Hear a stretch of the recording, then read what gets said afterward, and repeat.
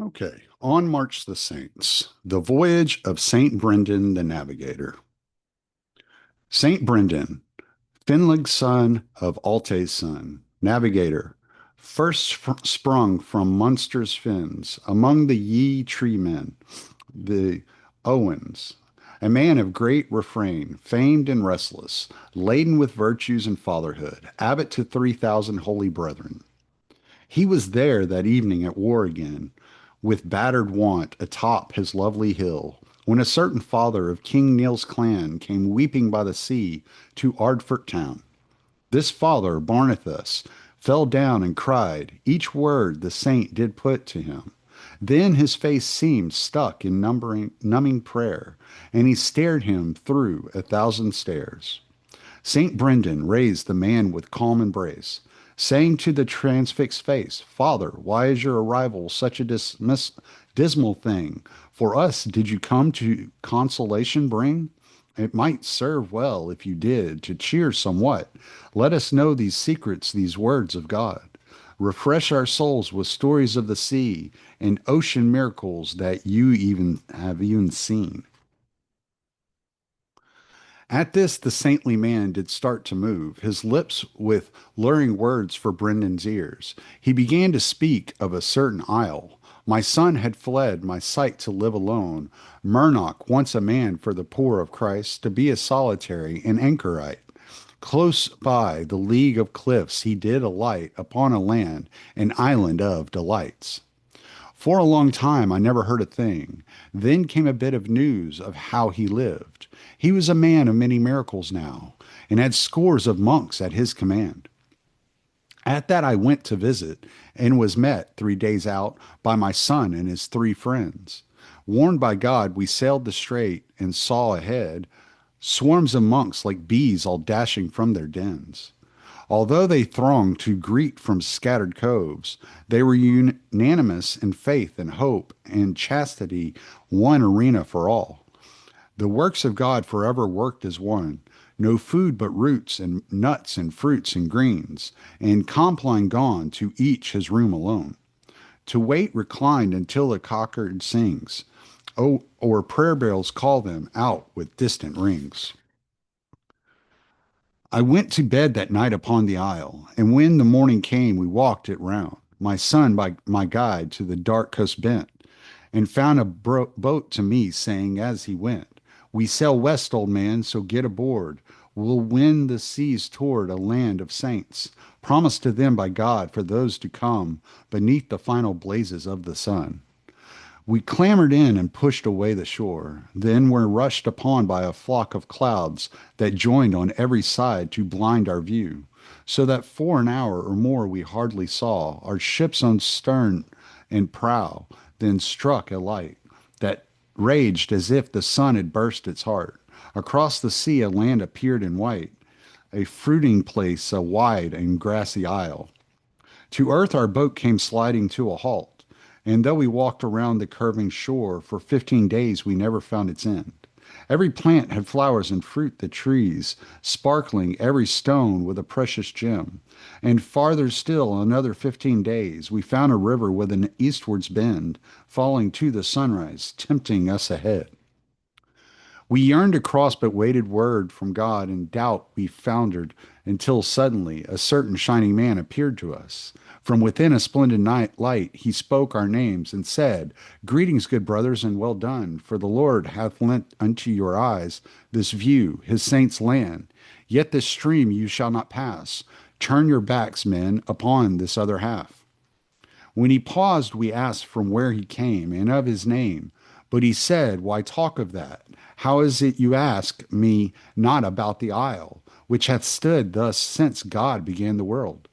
Do tell me, have you need of food or drink? No, friends, a full year you have wandered here, yet you have not had once the urge to eat, nor felt the gloom of night or weight of sleep. Hearken, behold, this isle is never dark, for Christ is this land's ceaseless spring of light. At that we stood in tears and faced about, and went towards the shore that moored our boat. The man of light came with us all the while, then softened from our sight as we cast away through the fog towards the island of delights, where the brothers flocked with joy upon our sight. With relief aside, the monks did then bemoan, why, fathers, leave your own sheep shepherdless to stray lost in this forest of distress. We knew our abbot often went away, though exactly where we could never tell. But we do know he only stayed a month, or a week or two, or maybe less. Then straining glances tore for his regress. On hearing this, I tried to comfort them. Brothers, I said, think nothing but of good things, for the ground on which you pass your way is blessed.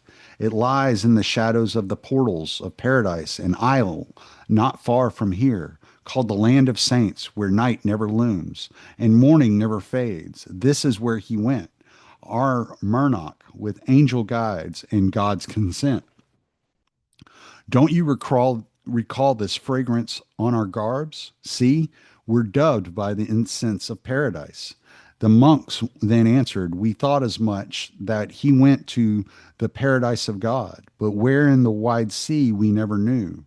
For 40 days afterwards of his return, we did notice that same godly scent, lacing the breeze with blissful redolence.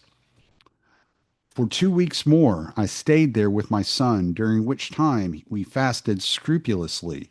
Yet we felt fuller than when we did begin, so complete was our satiety. Corp- corpor- Corporally, we seemed to all replete. And after 40 days, I left that place. With the abbot's grace, I sailed the swells, where by morn I'll trek towards my little cell. Chapter 2. Baranthus's words sent Brendan to the floor, with all his congregation felled to earth. Glorifying in God, they chanted out, O Lord, thou art righteous in all thy ways. Holy are thy works, and this glimpse for us, thy slaves, of such and so great a wonder. Be blessed for this bo- boon thou hast today bestowed, this delicious morsel, this supernal goad. With the song's surcease, St. Brendan rose and said, let us now refresh our bodies with food. We'll nourish the new commandments as we chew.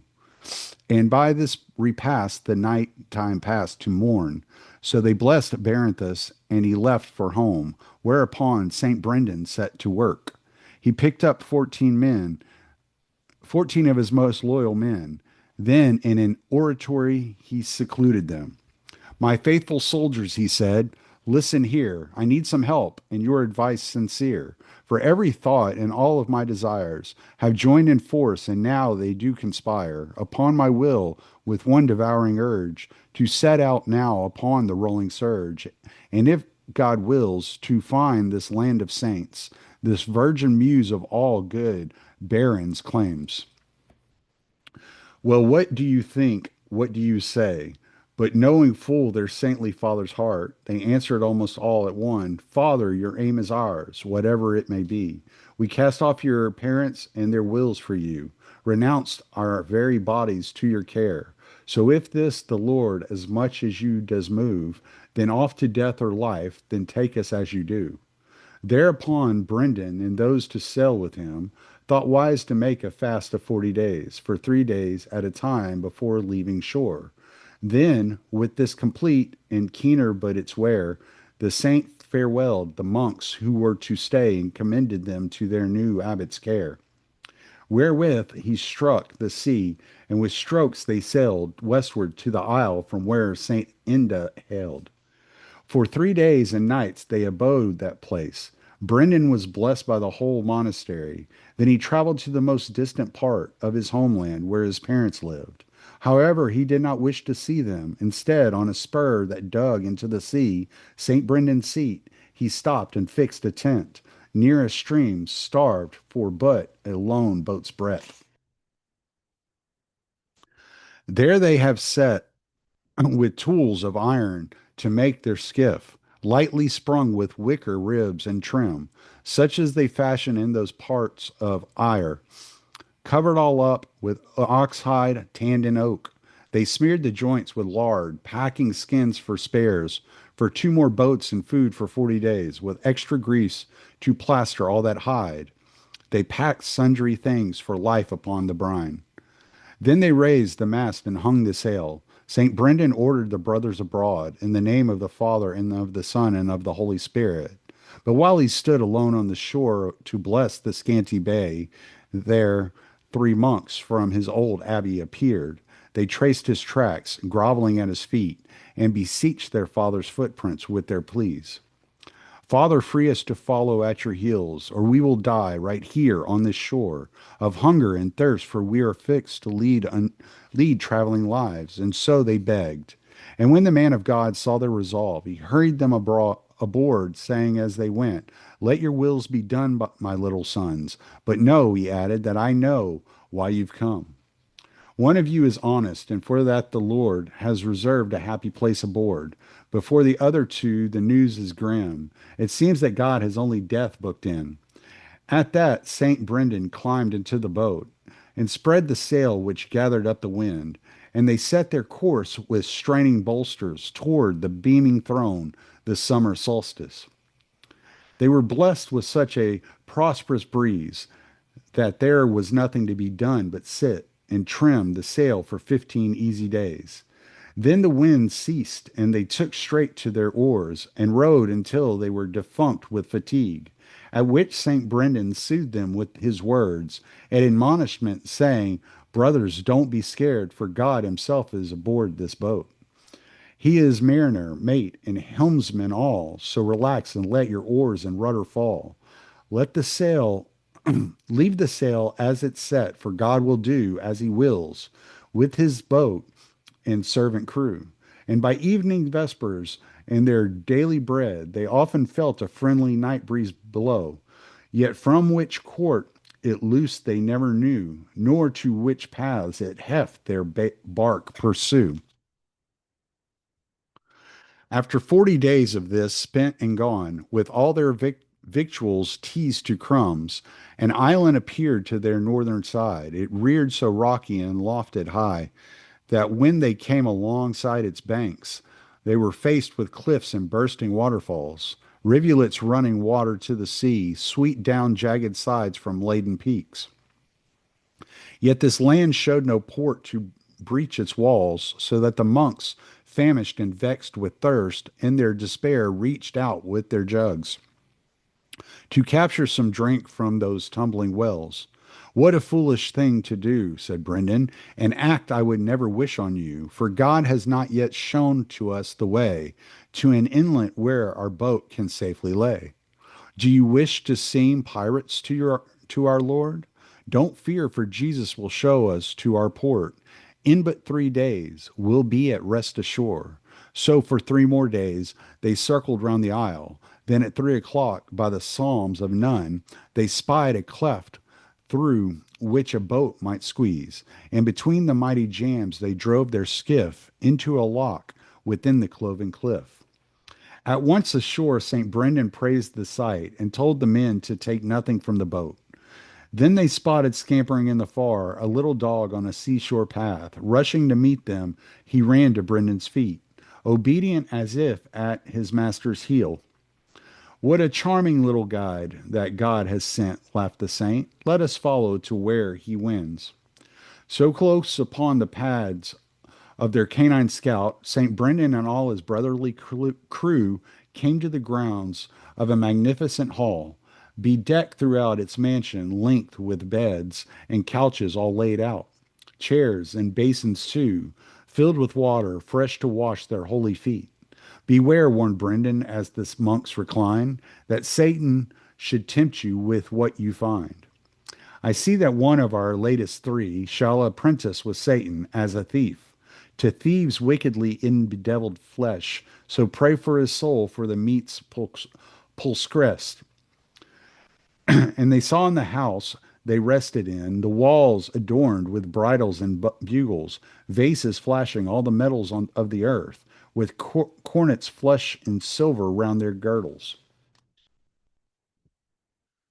Then Brendan asked the monk of the meals, who apportioned bread to his brothers to bear to them the lunch that God had sent. At which the man went straightway and found a dining table already set, with a tablecloth and a place for all, to which for each a piece of bread, shining white, had been allotted, with a fish beside. With the food arrayed, St. Brendan praised that lunch. Let us all, he said, laud beyond the skies, for he who caters thus from heaven's heights. Therefore they sat glorifying God, and they came upon such volumes of drink that with half a part they drenched their thirsts. Then, with the works of God and of want complete, St. Brendan ushered off the men to sleep. To rest and look, you each have a ready bed, well made to relieve your leadened arms and legs. Weary by the weight of our great fatigue, so go, men. Feast now upon your dews of sleep. And over the slumbering monks Brendan watched, and saw the devil through an eyelid's chink, cavorting as an Ethiopian child, with a laughing monk and a stolen bridle. The saint got out of bed at once and prayed, withstanding his vigil by nocturnes of grace, until the morning, when the brothers woke and hurried to complete the work of God, so that they could hasten to their waiting boat. But there before them a furnished table, just as they were, set to the day before, and with which would be blessed for 3 days more. Okay.